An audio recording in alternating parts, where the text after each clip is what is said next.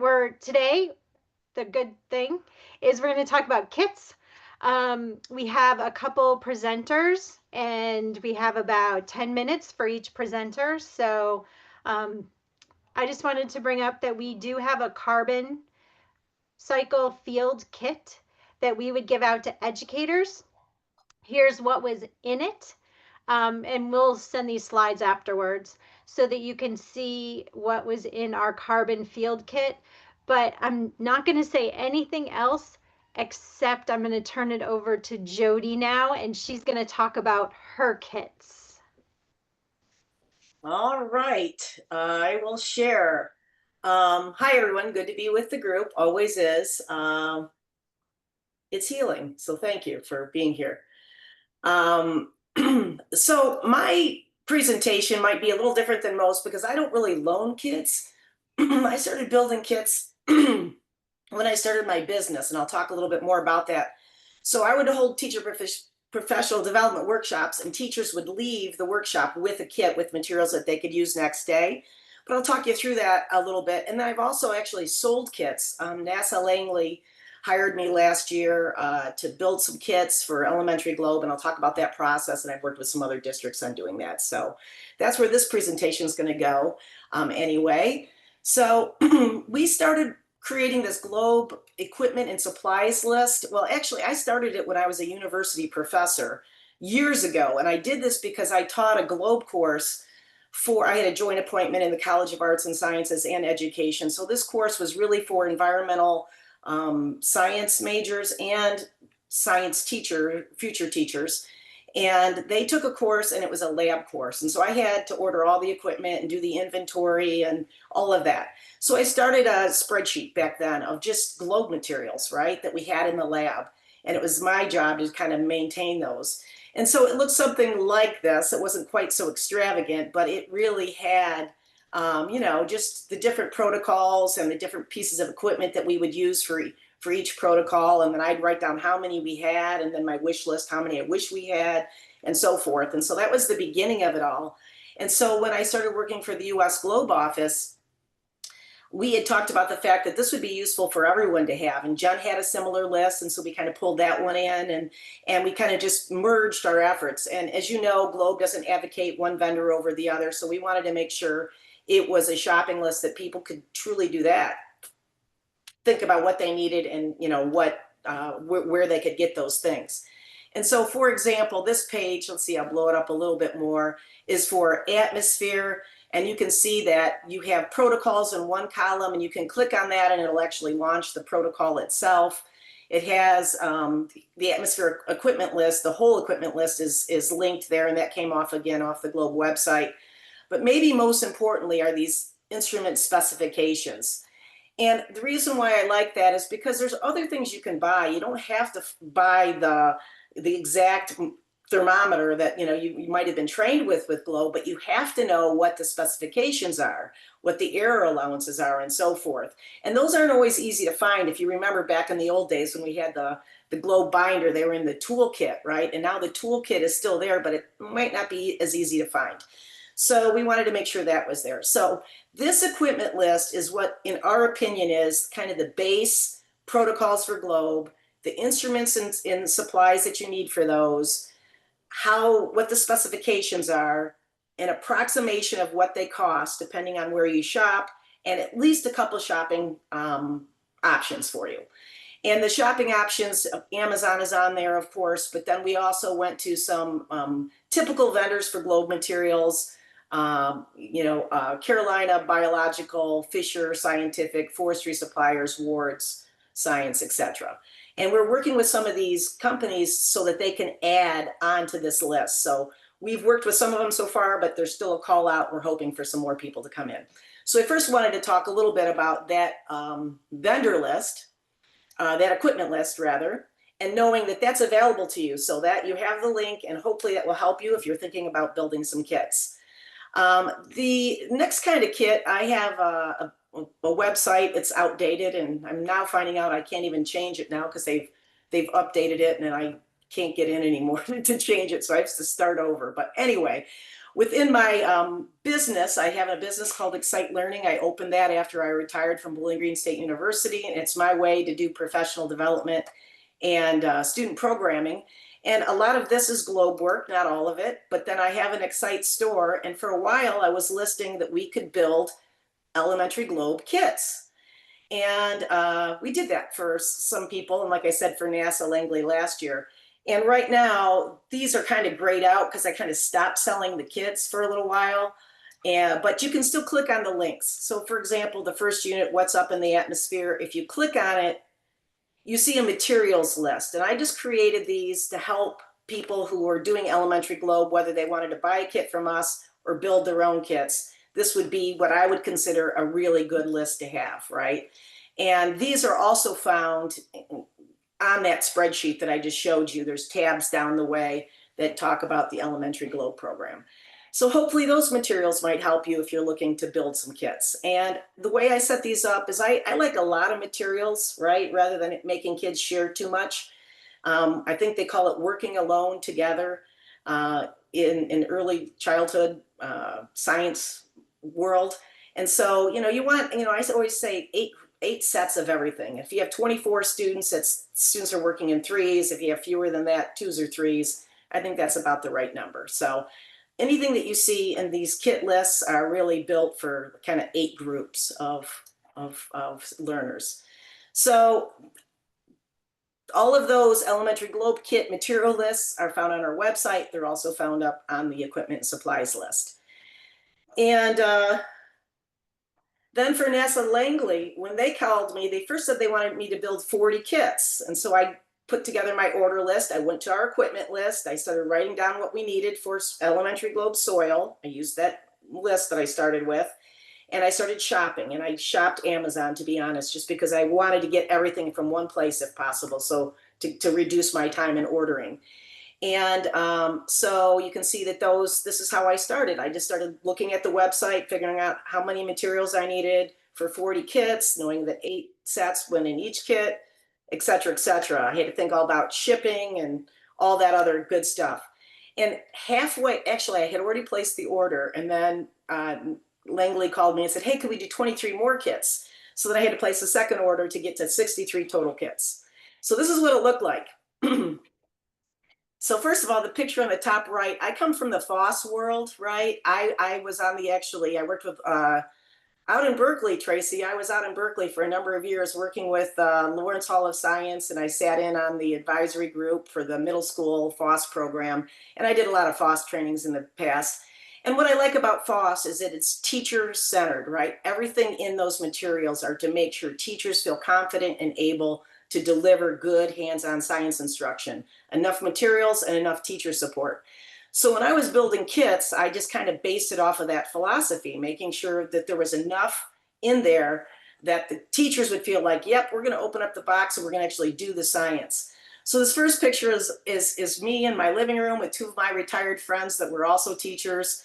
And we're actually putting together, we all need soil, one of the elementary globe soil activities, and we're stuffing cards in envelopes. Because again, if the teachers have to do that themselves, they may not do it.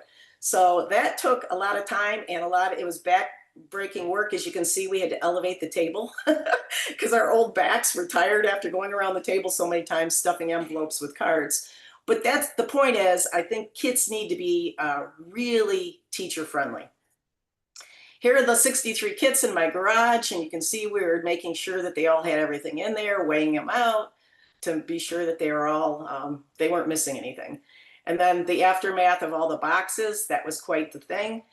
And then to ship them out, we actually shipped them to Virginia. I thought about driving them there, and then I looked at an option of hiring a freight company, but really at the end of the day, what was really the most the cheapest route was to use Pirate Ship, which somebody had told me about, pirateship.com. Actually, it was Sherry at the University of Toledo, so I thank her for that. And they did. It was a good price, and I could box them all up. And I opened up my garage, and the USPS came and put them on their trucks, and off they went to Virginia. The only other thing I think I wanted to say was that I also made a video. I'm not going to play this, but I know that you'll get a copy of this presentation.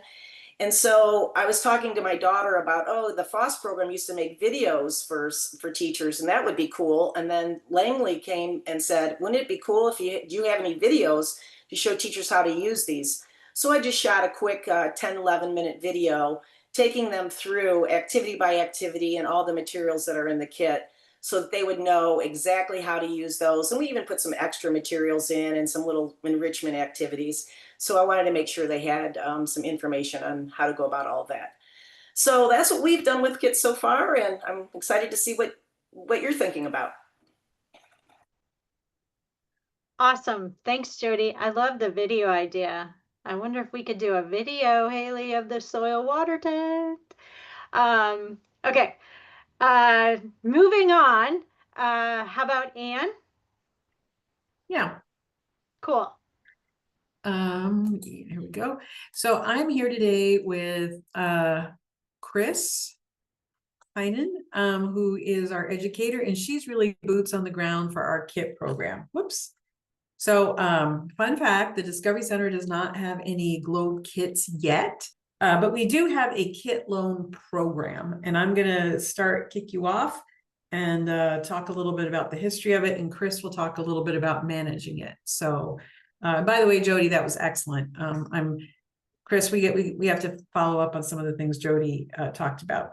So anyway, just a little bit of the background of our kit loan program. Jody mentioned FOSS. We were a GEMS site, Great Explorations of Math and Science. And so about 2008, and that's when we got into the kit loaning business. And because our mission is to deliver hands-on learning, and we really, really wanted teachers to not have any barriers to hands-on learning. So we had a kit loan program. And we also did professional development to help support them in going towards an inquiry approach. That's what it was called back then. Those of you who have been in education for a while and remember inquiry to teaching and learning about science.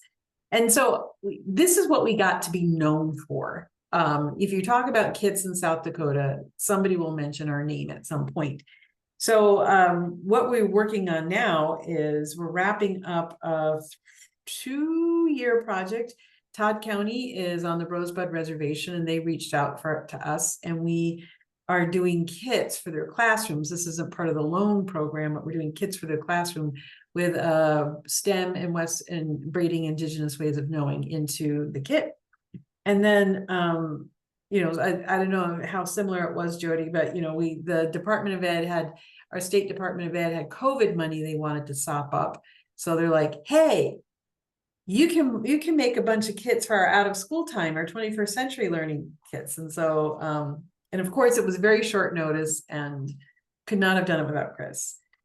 We sunset the GEMS kits in 2022 to 2023. They weren't NGSS aligned. Some of the, I believe our climate change, global warming one had the hockey stick stopped at like 1999 or something like that. I mean, it was just time. You have to refresh. Yeah. My favorite quote was the brand new science of plate tectonics. Oh, yeah. It was time. It was cringy. So this is Chris, and she's going to talk about what our kits look like today. So our kits today, we are a NISE network location. I'm not sure if anybody's familiar with NISE, but they send out kits for museums and other informal education facilities. And so we found out I came on about 5 years ago, and we've actually had a backlog of all of these NISE activities, and they were sitting around. So it's like, hey, kit materials. So I have recombined all of these materials that we've had on hand, and we've structured them into different styles of either science, technology, engineering, or math focused themes. So here are 3 of our examples of kits. We have structures of small, where students actually look at the real science behind nanotechnology and how do we understand the nanotechnology and move forward from it.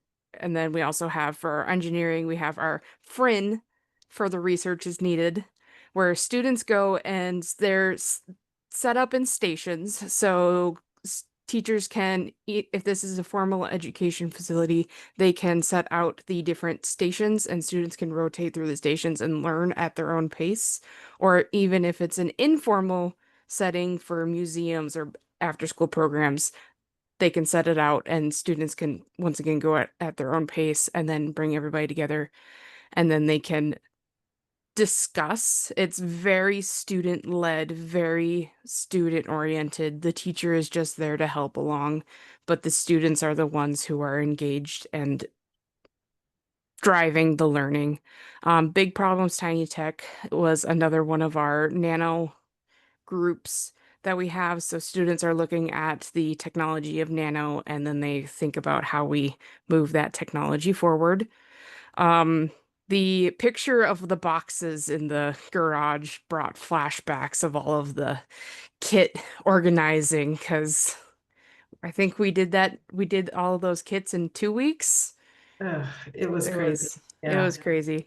yeah. Um, and we're always adding more. We're in the final stages of adding 4 more kits to our previous 6 kits, and each kit has its own theme. So currently we needed math themes, so we have pizza math and math games, which involve just a whole bunch of popularized games, but brings math into the forefront. So all of these kits are that teachers pick them up, bring them into the classroom, unpack them, use them. So it's very, very hands-on for the teachers, and we're always able to help them out in how to. And like Anne said, we have professional development in the past of how to use the kits and everything like that. A couple of things that we've learned is that it does take staff to maintain these kits, either between scheduling them out, checking them out, checking them in. We go through each kit, we sanitize each kit. So that's one thing we're important on is we sanitize them after every time they get checked in and always expect missing parts. That's the fun part that we've come to learn about, or I've come to learn about. So have extras and estimate about 4 hours of staff, either between the booking, the checking out, the checking in, the restocking, the refilling, ordering new materials, or just fixing materials that are missing or broken. So lessons and recommendations to think about when you're making kits like this. It's not just a one and done type of thing. They do require the maintenance, but if you can put in the maintenance to them, teachers are extremely appreciative of all the materials that are available to them. That's from South Dakota. That's Kit World in South Dakota. Cool. All right. And we'll go right to Vivian, and then after that we can have like a few minutes for questions if you can hang around, South Dakota. Mm-hmm. Okay, cool. Jody had to leave early, so we wanted to get her through. She had another engagement. So, and now Vivian. Hi, everybody. I think I look at the names and probably like 90% of you were at the CAPS. So I'm just basically recycling the same slide deck. So, but I will add some new stuff in there just so you know. And a little bit more detail in terms of the information I shared because it was a lightning talk for 4 minutes. Okay, so first of all, so I'm Vivian from LA Public Library, and we are creating these participatory science kit. We call it neighborhood science. In the library is basically geared towards the general public to participate in these neighborhood science or citizen science projects. And so why did we start it? We started because library already have the infrastructure for it. We have stuff that's been loaning forever. So we are doing play kits. We're doing all these music kits. Even ukulele kits, why don't we do science kits? So that's why we created this.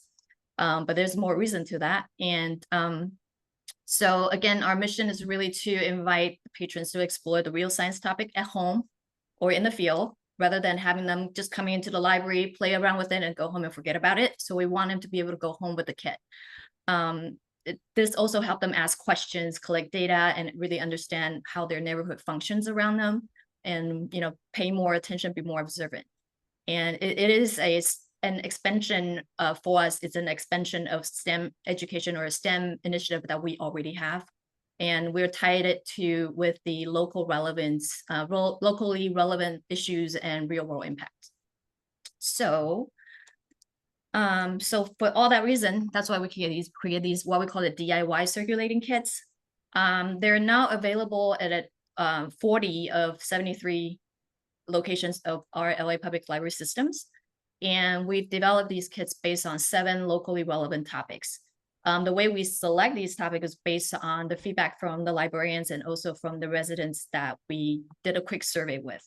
So that's how we choose these. So there's air quality monitoring, water quality monitoring, light pollution monitoring or measuring, observing, exploring biodiversity, and then we have the 3 globe kits. That's mosquito habitat mapping, observing clouds, and urban hyaline effect and tree height measuring.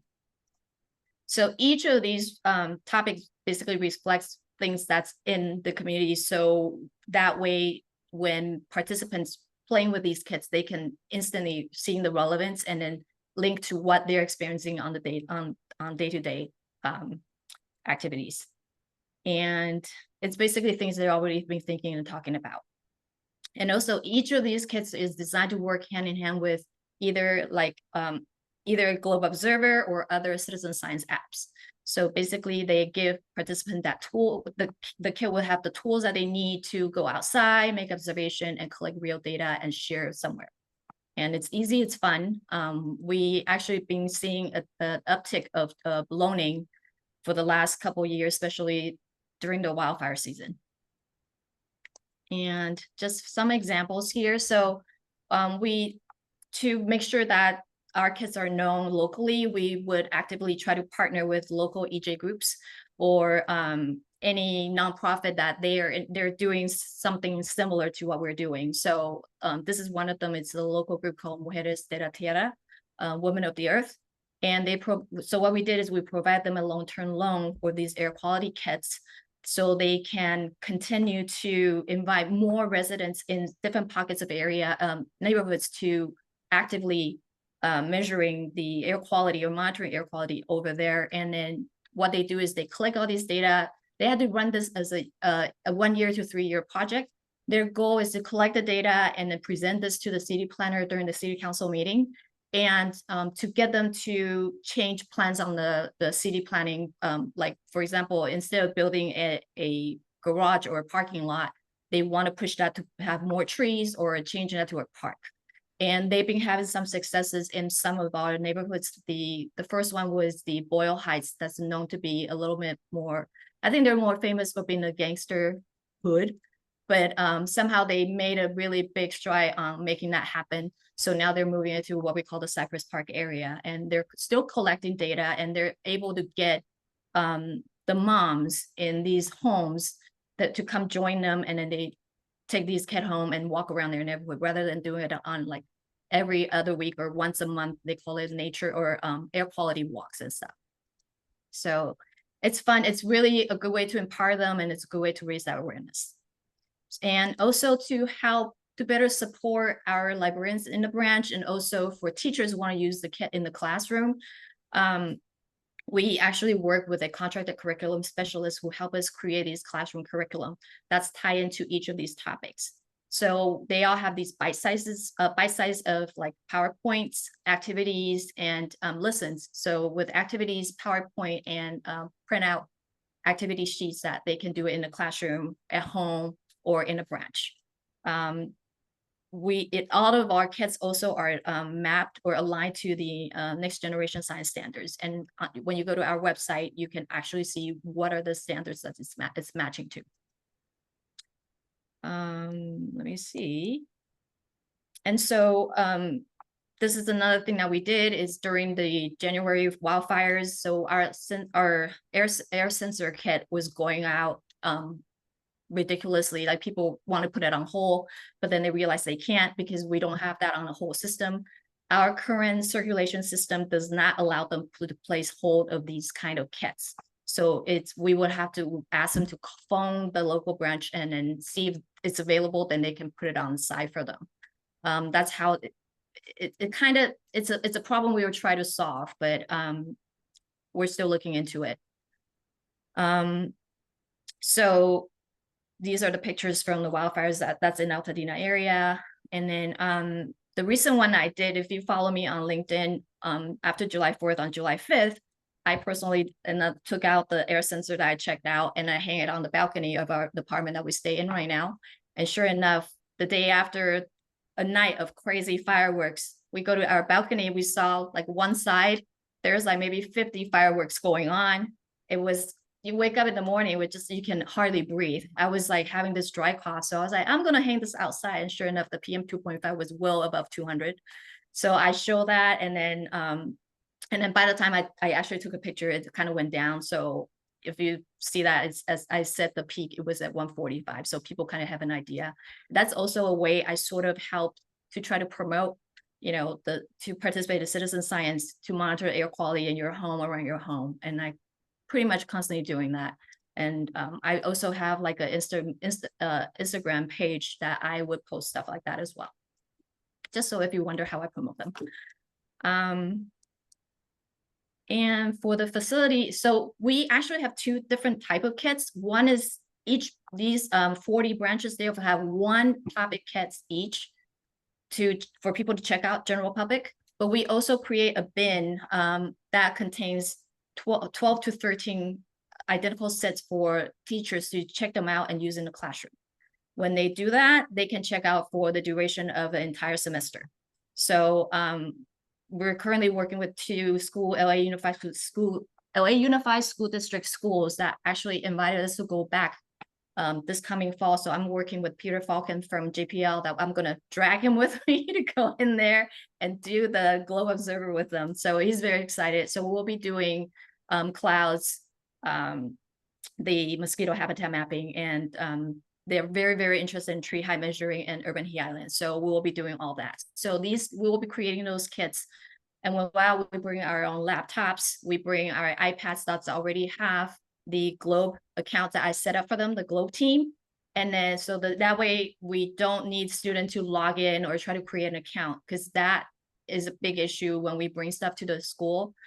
LA Unified School District has a very strict app sharing or app installing to their own devices. So they would not allow Globe Observer or even iNaturalist is no.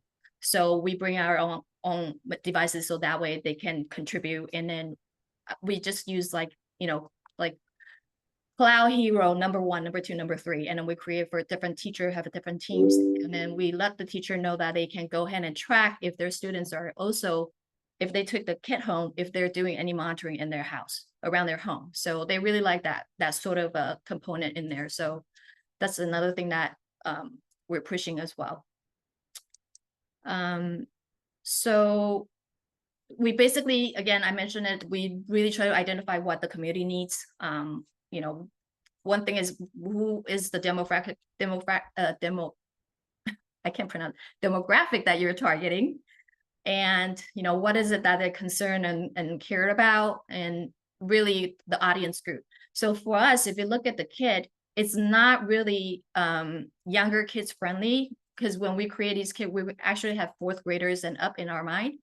And so what Jody shared for that Globe Elementary, I am going to steal everything of that, and we're going to create it here, because I've been having parents asking me, do you have something for my kid who is in preschool and kinder?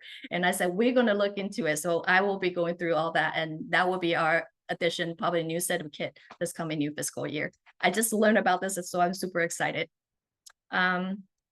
So we also been participating with, you know, try to promote these kits. We participate in NASA Globe Challenges, and we have our branches, especially the NASI branches, that's what we call them. They will have programs, and they would actively promote these kits and getting people to use them during the program, and then ask them to check them out. And it's been pretty successful, especially if you tie into a magic show. We actually had a magician who came in. They talk about this during, I think it was during we call it Everything Earth Month. That's during April. And one of our librarians hired a magician and purposely make all the kids disappear. And when they all came back, next thing you know, the kids just grabbed them and checked them out. So that worked out perfectly. So if you're thinking about it, that's something you can do. We also have like colorful display, bookmarks, flyers, and stuff that's tied into in order to promote these kits. Every branch kind of come up with their own decoration ideas. We do provide a giant poster and some postcards for them to hand out. That's pretty much all we do. But what you see here is basically from whatever the branch they wanted to do.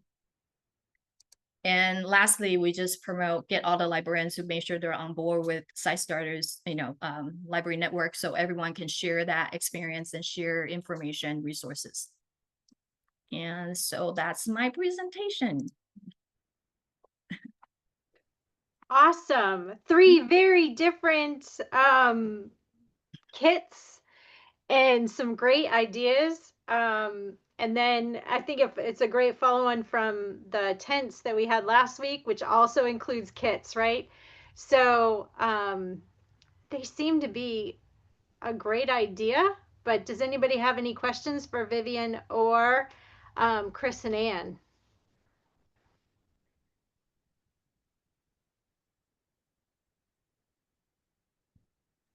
Oh, I'm gonna add one thing. I'm sorry. I just forgot to mention, because I know Christine talking about replenishment. So because our kits are out at the branches, so what we did is we create actually a Google form that using one of the Google add-on. So when librarians found out that their kit has stuff missing, then they will send through that Google form and let us know at the coordinating office what they're missing, and then we will ship one to them so they can replace it that way. Unfortunately, we don't have enough staff power to actually sanitize everything, but we put a note in there, or when they checked out, our staff was said, before you use it, try to make sure you grab something to kind of wipe it, especially something that has to go through your eyes. Yeah. Oh, yeah, that's a good idea. Like, just, yeah. Other questions? Svetlana. Yeah, I have a quick question, mainly for Vivienne. Hi. But the others as well, and apologies if I miss this, but I know you provide orientation at least to the librarians, but how much like ongoing support, just to bolster their own understanding of how these kits work or the science behind them? Do you feel like you have to do that regularly, or how does that work? Is there ongoing support to any of the kit users? For us, Go ahead. No, go ahead, Christine. You can go first. I'll let you go. I just keep talking. For our kits, NICE is really good about supplying the background information as part of the kit. So it's meant to be an all-in-one. You take out the kit, it has a script, it has background information and everything within the kit. And then also our email is always added to it, where South Dakota is small relatively, population-wise. So we are always available to answer any questions on those kits if teachers need extra help, or if they have a question about specific things, or if they are looking for add-on activities or anything like that, we can always help out with that. Okay, great. So when we do the programs, if we're doing the programs in the library, right now we have what we call the programming kits for librarians to use. In there is a guideline, and it's like a manual book in there. So that have all the background information, pretty much the talking points that you want to mention during your program, and then how you cater, take the students, not students, the participants outside the library, or even inside the library. What are some of the things you can do to engage them? So we have that manual actually created, and it's actually sits in there. So there's a hard copy for it, and there's a PDF version. So we have a lot of new librarians coming in. So for those new librarians who hasn't get trained, then they haven't get trained, then we will refer them to use the PDF first. So when the kit arrives, they already know what to expect that's in the kit. Great. Thanks. And unfortunately, I probably talked too long. So we don't have any more time for questions, because it's 1 minute after we were supposed to end. But there is next week. And yeah, thank you so much for presenting. It's so cool to have like a panel and so much variety within the partners. So thanks, everyone.